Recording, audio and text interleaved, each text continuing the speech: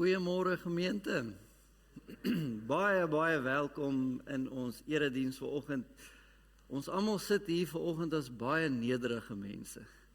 Nie uit eie keuse nie, maar omdat ons gedwing is om nederig te word. Eers het die Proteas ons nederig gemaak. Toe die Springbokke gisteraand ook en toe vanoggend het Driekus Du Plessis ook ons nederig gemaak. So ons is 'n nederige gemeente vanoggend. Hoopelik gaan dit in die toekoms beter. Baie welkom hier in ons erediens vanoggend. Ons is in Koninkrykstyd. Dis die 11de Sondag in Koninkrykstyd en dit beteken ons dink saam oor hoe die Koninkryk van God besig is om te groei en te ontwikkel in die wêreld. En hoe Jesus sy disippels uitgestuur het na die wêreld toe. En ons preek vanoggend sluit ook daarbey aan. As jy dalk nuut is in die gemeente of 'n besoeker is, wil ek veral vir jou sê baie welkom. En ons hoop jy voel tuis hier in ons Stellastraat gemeenskap. Ek gaan jou nooi om saam met my vir 'n oomblik stil te word en dan gaan ons eerste lied saam sing. Kom ons word stil vir 'n oomblik.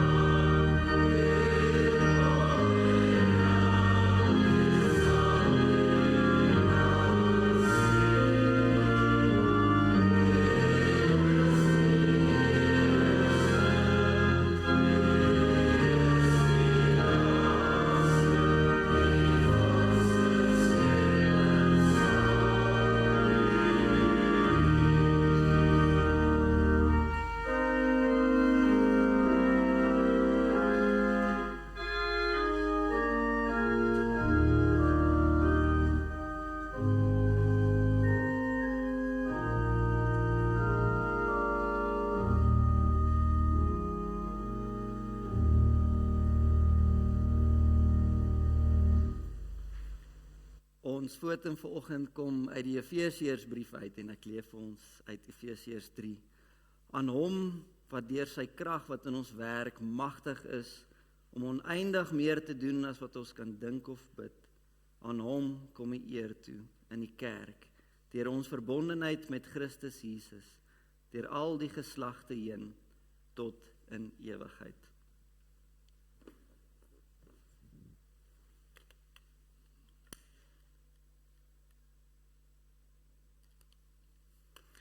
Gemeente, ek groet julle vanoggend in die naam van die God wie se krag in elkeen van ons werk. Mag daar vir julle genade en vrede wees vanoggend. Ek nooi julle om saam met my te staan en dan gaan ons 2 lofliedere saam sing. Kom ons staan en dan loof ons die Here.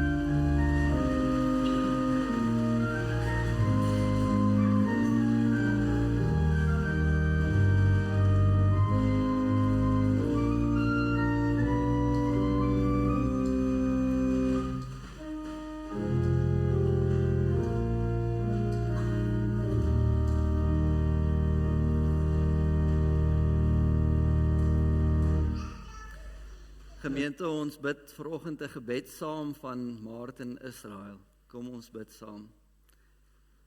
Heilige Gees, transformeerder van die wêreld, laat die helende krag van God se liefde my vandag so omvorm, nee, so geheel herskep, dat ek 'n instrument sal word wat U kan gebruik. Wys my watter rol ek kan speel om die wêreld as 'n beter plek van korrupsie, lyding, verganklikheid te help transformeer tot 'n gebied waar U lig en vreugde en liefde die deurslag gee. Maak my so gehoorsaam aan U, o Gees, van nuwe moontlikhede, dat my lewe 'n lewende gebed sal word, 'n getuienis van U troue teenwoordigheid in elke tyd en omstandigheid. Amen. Kom ons sit so, dan sing ons Gees van God wat in my woon.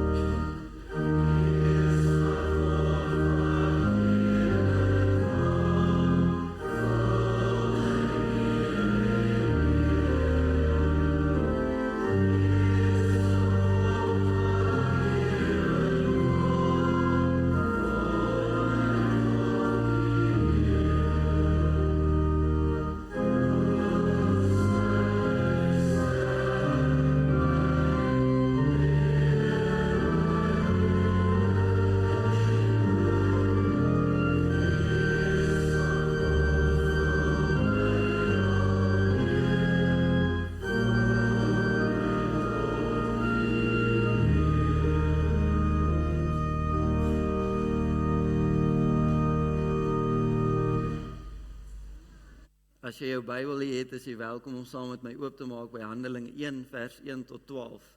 Dit is ons teksgedeelte van vanoggend en ons gaan lees uit die 1983 vertaling. As jy saam wil lees.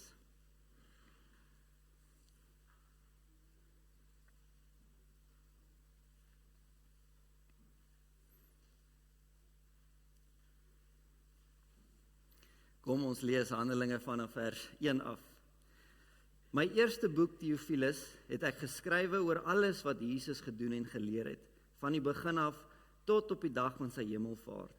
Voordat hy in die hemel opgeneem is, het hy deur die Heilige Gees bevele gegee aan die manne wat hy as apostels uitgekies het. Na sy dood het hy aan hulle met baie ontwisbare bewyse ook getoon dat hy lewe.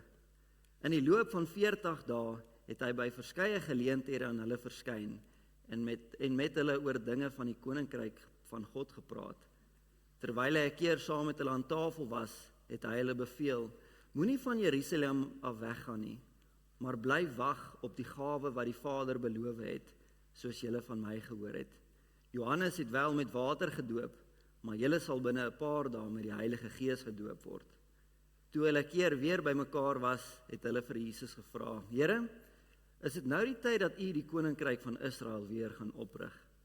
Hy het hulle geantwoord, dis nie vir julle om die tyd en omstandigheid te weet, wat die Vader in sy eie mag bepaal het nie, maar julle sal krag ontvang wanneer die Heilige Gees oor julle kom, en julle sal my getuies wees in Jerusalem, sowel as in die hele Judea en in Samaria, en tot in die uithoeke van die wêreld. Nadat hy dit gesê het, is hy opgeneem, terwyl hulle dit sien, en 'n wolk het hom weggeneem, sodat hulle hom nie langer kon sien nie. Terwyl hy weggegaan en hulle nog stip na die hemel kyk, het daar skielik 2 mans in wit klere by hulle gestaan. Die sê toe vir hulle: Galileërs, waarom staan julle so na die hemel en kyk? Hierdie Jesus wat van julle af na die hemel toe opgeneem is, sal net so terugkom, soos julle hom na die hemel toe sien opgaan het. Stel jou voor, die wêreld is 'n groot toneelspel, wat van die begin van die tyd al aan die gang is. Duisende mense voor ons was al op die verhoog en hulle het hulle rolle gespeel en dan het hulle van die verhoog afgegaan terwyl hierdie verhaal eintlik nog verder aangaan. En ons word ook op die verhoog geplaas sonder dat ons kan kies waar of wanneer.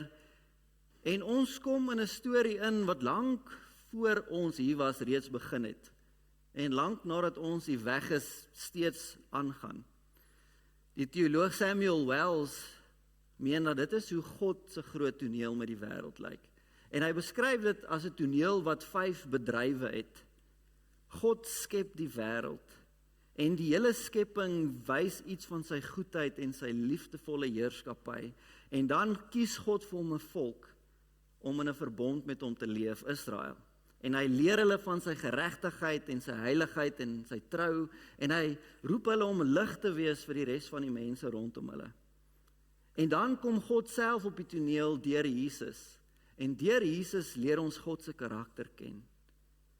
En daarna word die Heilige Gees uitgestort. En die tydperk van die kerk begin. Die kerk word gestuur om as 'n gemeenskap hierdie storie van God dan verder uit te dra. En dan kom die laaste bedryf. God voltooi sy groot storie deur 'n nuwe hemel en 'n nuwe aarde.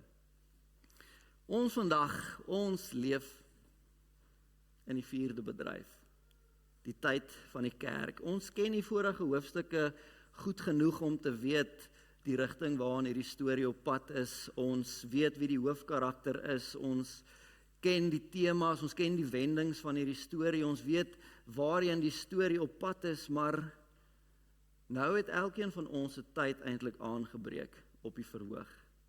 Nou is dit ons verantwoordelikheid om hierdie verhaal van God verder uit te leef. Maar die vraag vir ons vandag is hoe? Hoe doen ons dit in 'n komplekse wêreld wat vinniger verander as wat ons by kan bly? Waar nuwe idees en nuwe konflik en nuwe tegnologie omtrent daagliks kom. Ons sien soveel oorlog, ons sien soveel onreg in ons wêreld, maar op dieselfde tyd sien ons soveel vooruitgang, ons sien ongelooflike uitvindsels wat in ons wêreld gebeur. Maar mense se manier om te dink oor waar die lewe gaan, die diepte waarin hulle hoop vind, waar hulle identiteit vind, is anders as 50 of 100 jaar gelede. So die vraag is, hoe bly ons getrou aan God se storie, maar steeds relevant in hierdie wêreld, vir hierdie gehoor wat nou voor ons sit. Hierdie tema is in 'n manier wat in die mense se harte geleef het in die begin van die Handelinge boek ook. Want Handelinge 1 is hierdie groot skenier oomblik in God se storie. Dit is waar die storie oorgaan van die 3de bedryf af na die 4de een toe. Daar het hierdie nuwe tyd aangebreek in God se verhaal. En is iets waarvoor die disippels nie noodwendig gereed was nie.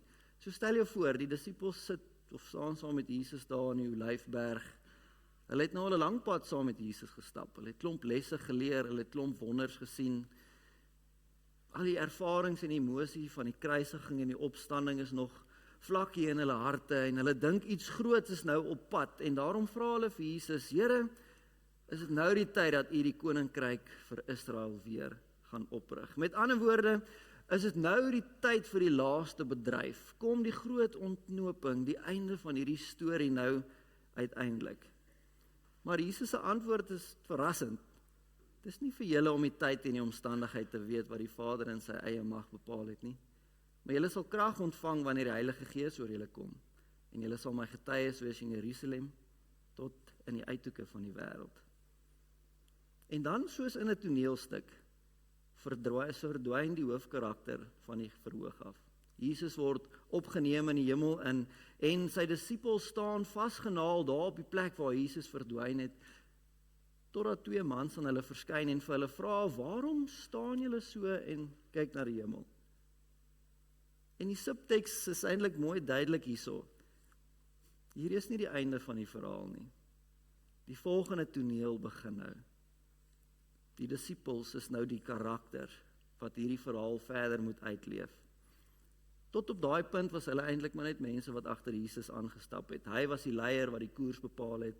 Hy het besluit waarheen hulle gaan, wat hulle moet doen, wat hulle moet sê, hoe hulle moet optree. Maar nou is alles anders. Hulle word in 'n wêreld ingestuur eintlik net met 'n belofte en 'n roeping. Julle sal krag ontvang en julle sal my getuies wees. Nou skuif hierdie kollig op hulle. Dis nou hulle beurt om hierdie groot verhaal van God verder uit te leef, verder te dra. Maar daar is geen volledige draaiboek wat in hulle hande gestop word nie. Daar is geen uitgestippelde plan vir presies hoe die kerk moet lyk en hoe die wêreld vorentoe moet lyk nie. Daar is geen kleedrepetisie waar hulle eers so 'n bietjie veilig kan oefen hoe hulle dit nou moet regkry nie. Hulle kry nie padkaarte wat vir hulle die draaie wys van die verhaal wat voor lê nie. Hulle kry eintlik net hierdie belofte dat die Heilige Gees by hulle is en hulle lei in die toekoms in. En dan sien ons die res van Handelinge hierdie reisverhaal van die eerste kerk. Hoe dit begin momentum kry en hoe die Gees begin werk in hierdie nuwe tyd van die kerk. En terwyl die evangelie veld wen en die eerste gemeentes begin ontwikkel, word hulle gekonfronteer met situasies en dinge wat hulle nog nooit mee te doen gekry het nie, waar hulle nie 'n voorbeeld of vorige raad het nie. En daar moes hulle leer om op hulle voete te dink. Hulle moes leer om uitdagings aan te pak. Hulle moes leer om buigsaam te wees. En dit beteken iets soos hulle moes leer om strukture te skep vir hoe weduwees versorg moet word in daai tyd. Hulle moes ontdek dat die evangelie, die nuus van Jesus, is nie net vir die Joodse mense bedoel nie, maar vir almal in die wêreld. Hulle moes leer om uitdagende situasies te hanteer het. Hulle moes geleer het om die goeie nuus van Jesus oor te dra aan ander mense wat anders as hulle dink, wat in ander kulture leef, wie se leefwêreld anders lyk. En hierdie nuwe fase was alles behalwe eenvoudig of sonder spanning.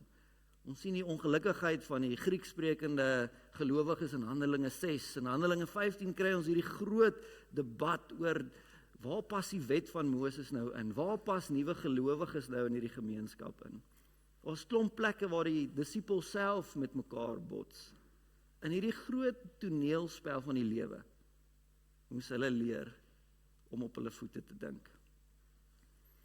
Dis wat ons improvisasie noem. Dis die vermoë om sonder 'n vaste draaiboek te reageer wat rondom jou ontvou. Jy lees die oomblik. Jy pas aan wat by rondom jou gebeur en jy gebruik jou aanvoeling en jou kennis en jou ervaring en jou kreatiwiteit om iets vars, iets lewegewend te skep. Dis soos 'n musikant wat 'n stuk so goed ken dat hy dit eintlik vrylik kan weer klink met nuwe klanke en nuwe variasies sonder dat hy die kern van die lied verloor. En so het die eerste kerk met hierdie groot verhaal van God gewerk in nuwe omstandighede. En nou is dit ons beurt. Ons leef steeds in die tyd van die kerk. Maar nie meer as toeskouers nie. Ons is eintlik nou die wat op die verhoog is. Die gordyn is oop. Hierdie groot verhaal van God wag nou net om verder uitgeleef te word deur ons. Maar in 'n wêreld wat baie anders lyk as die wêreld waarin hierdie eerste kerk geleef het. Hulle het Romeinse soldate in die stofpaaie gesien. Ons sien verkeersligte, padwerke. Hulle het in klein dorpies gebly. Hulle was landbougemeenskappe. Ons bly in groot stede. Ons word omring deur 'n digitale web, hier's wetenskaplike vooruitgang. Die uitdaging vir ons is groot, maar die uitnodiging is eintlik net so groot, net soos vir die eerste kerk in ons tyd, om met vrymoedigheid en kreatiwiteit hierdie boodskap van God voor te dra. Die versoeking vir ons is natuurlik dat uit vrees uit vir die onbekende of uit vrees vir verandering, dat ons eintlik net weer sal kies om terug te gryp na die verlede toe.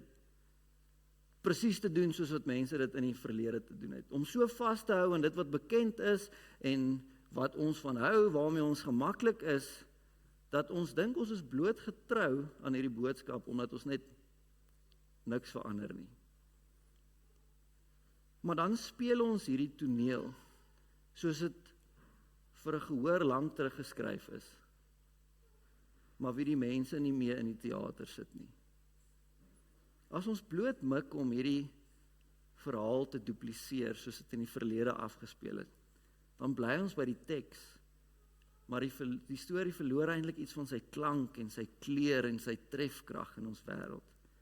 Maar aan die ander kant is daar ook nog 'n gevaar dat ons hierdie verhaal van God so aanpas by ons leefwêreld en ons maniere van dink vandag, dat dit nie eintlik meer herkenbaar is nie.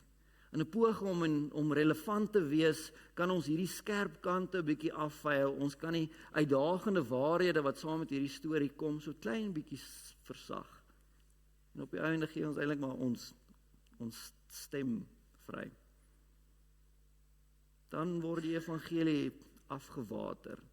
Dit word hierdie flou storie wat eintlik nie veel waarde vir ons vandag het nie. Maar tussen hierdie twee uiterstes lê daar hierdie derde opsie vir ons. Die pad van kreatiewe getrouheid. Die pad van innovasie. Van improvisasie. In musiek gebeur daar iets wonderliks wanneer 'n kunstenaar goed kan improviseer. Dis nie net 'n krake spel nie, dis nie net klomp losnote wat saam gespeel word nie. Dis iets baie meer. Dis 'n vryheid wat moontlik is omdat die musikant die lied van binne ken, die melodie, die hart daarvan ken. En hy kan nie speel omdat hy geanker is in wat daar reeds bestaan, 'n fondasie. En so is dit met geloofsimprovisasie vir ons ook. Dis nie ongebonde vryheid waar ons nou maar net kan sê wat ons wil en net kan doen wat ons wil nie. Dis iets anders. Dis 'n kreatiwiteit wat diep geankerde is in hierdie verhaal van God. Ons kan net vry leef, ons kan kreatief wees wanneer die Bybel, wanneer die verhaal van God se dade, sy karakter, al daai eienskappe so deel van ons is dat dit instink word. Dat dit natuurlik uit ons uit kan vloei. En soos 'n melodie wat deur 'n hele stuk loop en alles bymekaar hou, so is daar 'n melodie vir ons in geloof wat ook nie verlore mag gaan nie. En dis die melodie van God se liefde, die boodskap van genade, geregtigheid, God se trou. As daai melodie verlore raak in die manier hoe ons improviseer met hierdie verhaal van God in die wêreld, dan is dit nie meer die evangelie nie. Maar as ons dit presies net so herhaal soos dit lank terug afgespeel het, dan verloor dit sy lewenskrag dalk in ons wêreld vandag. Die kuns is om hierdie melodie, hierdie verhaal van God helder te hou, terwyl ons nuwe kleur daaraan gee. Soos ons nuwe klanke daaraan gee in hierdie wêreld waar ons vandag leef. Want binne hierdie raamwerk van hierdie evangelielied is daar ruimte vir nuwe klanke. Selfs met bekende akkoorde kan musikante unieke draaie en kreatiewe harmonieë laat vorm. En so is dit ook in geloof. Die Gees, die Bybel, ons geloofsgemeenskap gee vir ons hierdie struktuur, hierdie raamwerk. En in hierdie raamwerk kan ons kreatief wees. Ons kan nuwe woorde gebruik. Ons kan aan nuwe beelde dink. Ons kan nuwe maniere kry van omgee en om diensbaar te wees in die wêreld.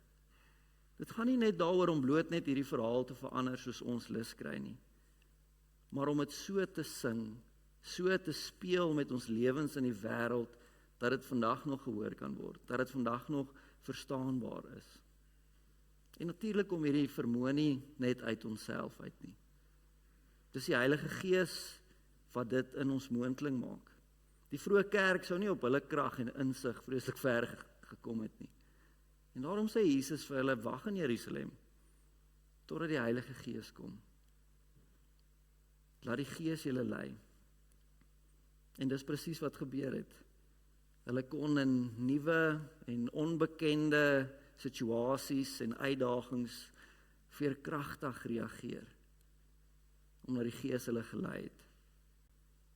En dieselfde Gees wat daai eerste disippels, die eerste kerk uit Jerusalem uitgevat het tot in die hartjie van die bekende wêreld in Rome daai tyd. Dieselfde Gees wat hulle gelei het, leef in ons vandag. Lei ons ook na die uithoeke van ons wêreld toe. Of dit nou oor landsgrense is, of dit oor die straat is, of dit bloot na iemand in Checkers is. Sonder die Gees is ons soos akteurs wat probeer raai wat volgende gaan gebeur. Maar met die Gees ons spelers wat met oortuiging en waarheid ons deel van hierdie toneel in God se verhaal kan speel. Die Gees gee vir ons die verbeelding en die moed sodat ons nuwe woorde en nuwe dade en nuwe maniere van leef kan vind wat pas by ons wêreld vandag, wat dit verstaanbaar maak. Ons moet hierdie verhaal van God in ons wêreld ons eie maak. Ons moet dit aantrek soos 'n tweede vel en dit so internaliseer dat dit net van nature uit ons uitborrel. En ek het gewonder hoe sou dit klink as mense 'n lied daaraan kon koppel. En ek dink hierdie lied is hoe God se improvisasie in ons wêreld klink.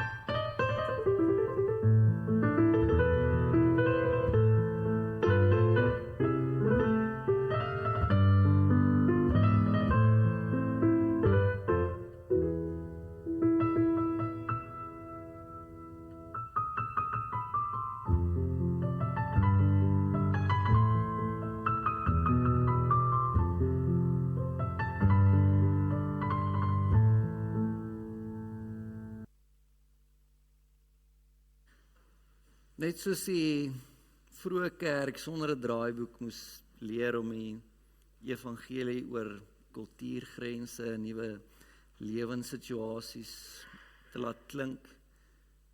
Net soos Martin Luther tydens die reformatie moes improviseer om die boodskap van genade weer helder te laat hoor, net soos Dietrich Bonhoeffer in die tyd van die Tweede Wêreldoorlog hierdie lied van waarheid en disipelskap moes bly sing in 'n donker wêreld, net soos Sint Francis van Assisi wat in 'n tyd van rykdom en mag die melodie van Christus se vreugde en eenvoud gesing het, net soos Moeder Teresa in die strate van Kolkata die melodie van God se omgee en God se liefde vir die armste mense gespeel het.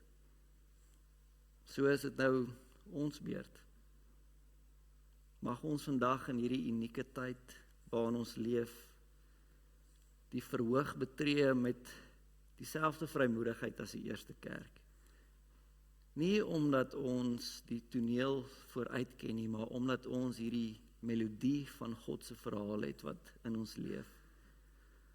Laat ons so diep geanker bly in God se liefde en sy genade, sy geregtigheid en sy trou, en toelaat dat die Gees ons lei om op vars, nuwe kreatiewe maniere sy verhaal uit te leef in die wêreld.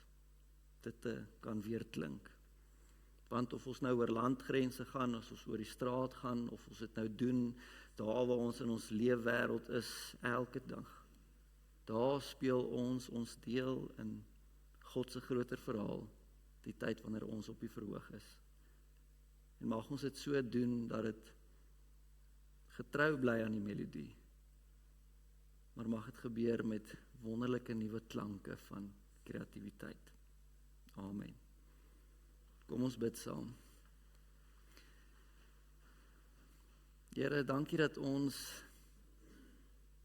ingesluit is in hierdie wonderlike verhaal.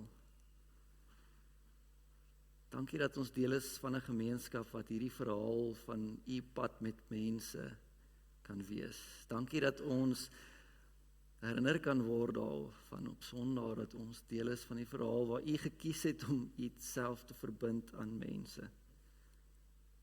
En dankie Here dat ons ook nou die voorreg en die verantwoordelikheid het om in die tyd waar ons nou leef, hierdie verhaal verder uit te leef, hierdie verhaal verder te dra. En Here, ons vra dat u ons sal help om dit kreatief te doen.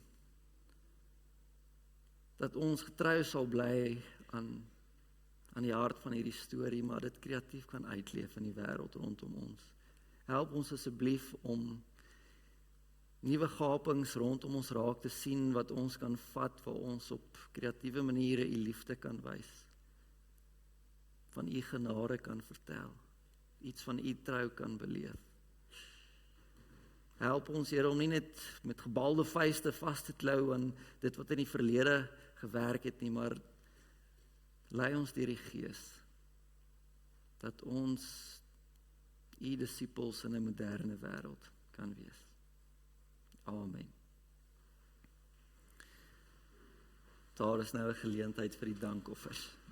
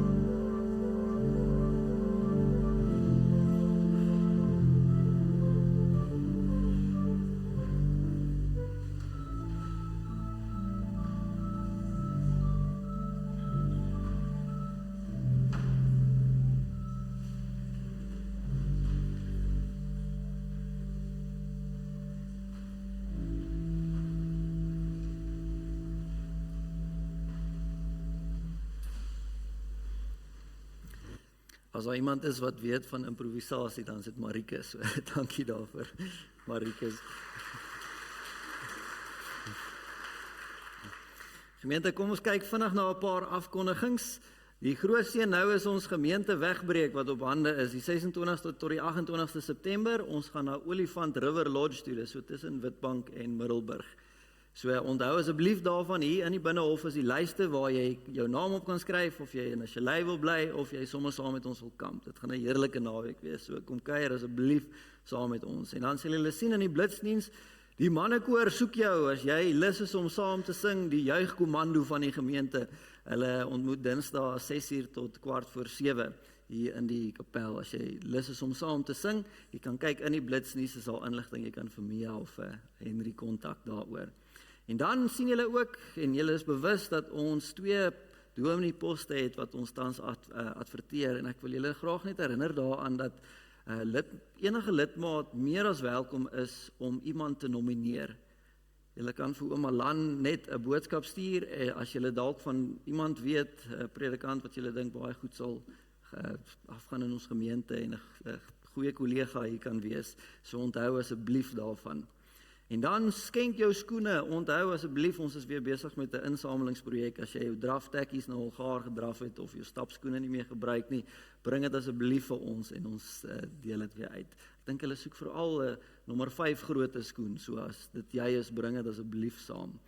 En dan sal hulle ook sien, Harmonie Oord is besig om te trek na 'n nuwe gebou in Queenswood, en as jy dalk kan kom help trek, kontak asseblief vir Fay. Dis 'n klomp afgetrede mense wat moet trek, en dis 'n groot operasie, so as jy dalk kans sien om te help, kontak haar asseblief. En as ons Bybelstudie aan die gang, hierdie week se tema gaan oor, moet ons soos Paulus tot bekering kom? Dis Woensdag 9:00 die oggend of 7:00 die aand.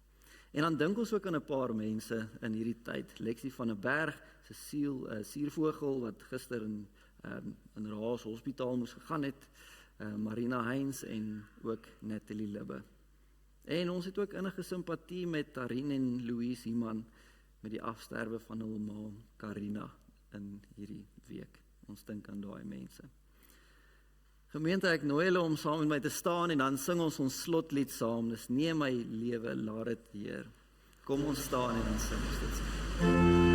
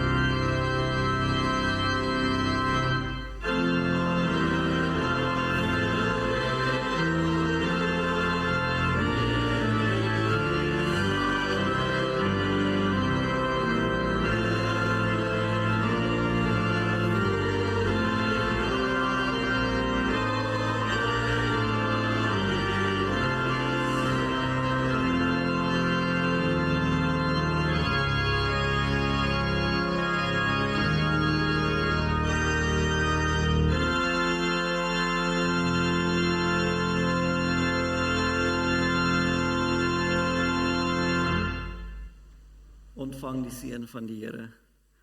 Mag die genade van ons Here Jesus Christus en die liefde van God ons Vader en die nabyheid van die Heilige Gees saam met jou wees en bly.